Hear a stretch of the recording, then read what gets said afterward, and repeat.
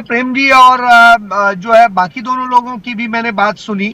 तो आप ये एक चीज जान लीजिए कि राहुल गांधी डिसाइड कर चुके हैं कि वो गांधीवादी तरीके से राष्ट्र को जोड़ने का काम करेंगे अब, और वो पॉलिटिकल वैल्यूज उनकी जो है और जो खत्म हो रही हैं, जो बहुत और सारी चीजें हैं, तो उन सब को वो किस तरीके से एथिक्स को, वैल्यूज को, सोशल रिस्पॉन्सिबिलिटी को और इन सारी चीजों को कैसे पॉलिटिक्स चेंज हो और वो रचनात्मक दिशा में जाए, उसके लिए काम कर रहे हैं।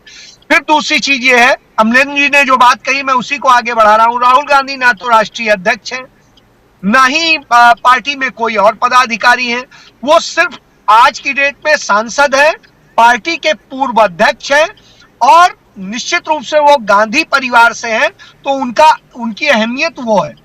महात्मा गांधी एक बार राष्ट्रीय अध्यक्ष रहे थे, उसके बाद तो उनके पास पार्टी में कोई पद नहीं था, लेकिन वो सारे आंदोलन करते थे। राहुल गांधी उनसे सीखने की कोशिश कर रहे हैं और उस दिशा में कदम बढ़ा रहे हैं। आपने कर्नाटक में एक घटना देखी होगी, एक गांव में जहां दलितों के लिए रोड बंद कर दी गई थी।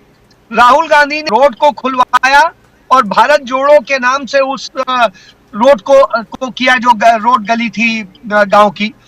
तो इस तरह की चीजें हैं, ये अपने आप में एक बड़ा संदेश तैयार करती है और राहुल गांधी उसी पर काम कर रहे हैं, क्योंकि जरूरत ये है।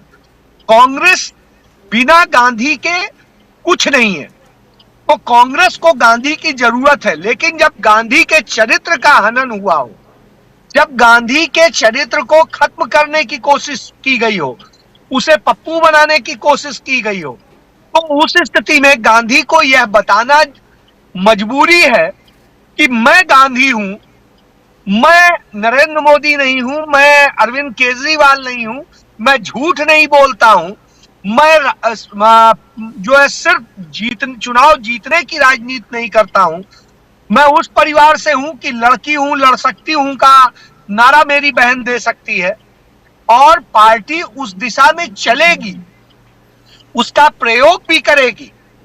तो वो सत्य के प्रयोग करने की दिशा में राहुल गांधी चल रहे हैं, जो पूरे देश को केंद्रित करने के दृष्टिकोण से।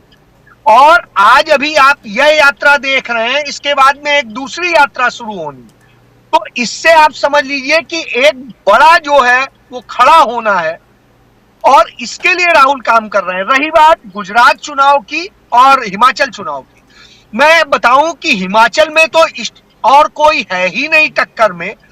आज स्थिति किसी की नहीं दिख रही है, आम आदमी पार्टी भागती दिखाई दे रही है और ये वो हिमाचल है जो एक तरफ पंजाब से अब बहुत बड़ा हिस्सा टच करता है, दूसरी तरफ वहां से चंद 100 किलोमीटर की दूरी पर दिल्ली है जहां पर वो सत्ता में, तो वहां तो वो मॉडल नहीं पेश कर पा रहे हैं। वहां से कई 100 किलोमीटर दूर वो गुजरात में जाकर के मॉडल बताते हैं और उस गुजरात में आप यदि पता करेंगे अपने लोगों से तो पता चलेगा कहीं पर भी पूरे ग्रामीण गुजरात में आम आदमी पार्टी का नामो निशान नहीं है, पहली बात। दूसरी बात, कांग्रेस पार्टी की परिवर्तन यात्रा जो चल रही है उसे इतना बड़ा जन समर्थन मिल रहा है कि आप ये देखेंगे। और वहीं भारतीय जनता पार्टी की गौरव यात्रा चल रही है, उसमें तमाम जगह काले झंडे दिखाए जा रहे हैं, विरोध हो रहा है, तो ये अंतर है। लेकिन अरविंद केजरीवाल की जो सभाएं हैं या जो और दूसरे वो है, वो चंद जगहों तक सीमित है, ऑडिटोरियम तक सीमित है, तो वो जो है चंद जगहों और चंद उसके आधार पर वो खड़े हैं। उनके साथ पूंजीपति खड़ा है और उन्हें फंडिंग हो रही है। तो इन सब चीजों, क्योंकि जब यह प्रस्तुत किया जाएगा कि भारतीय जनता पार्टी और आम आदमी पार्टी में लड़ाई है, तो जो कांग्रेस हराने की स्थिति में है भारतीय जनता पार्टी को, उसका नुकसान होगा। यह नैरेटिव गढ़ने के लिए पूरा हो रहा है।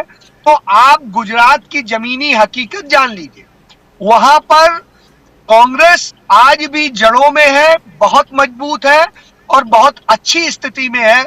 तो आप इसको देखिए तो असली लड़ाई कांग्रेस और भाजपा में है, ना कि आम आदमी पार्टी में। आम आदमी पार्टी वहां वोट कटुआ पार्टी की तरह से सामने आएगी, यह आप देख लीजिएगा।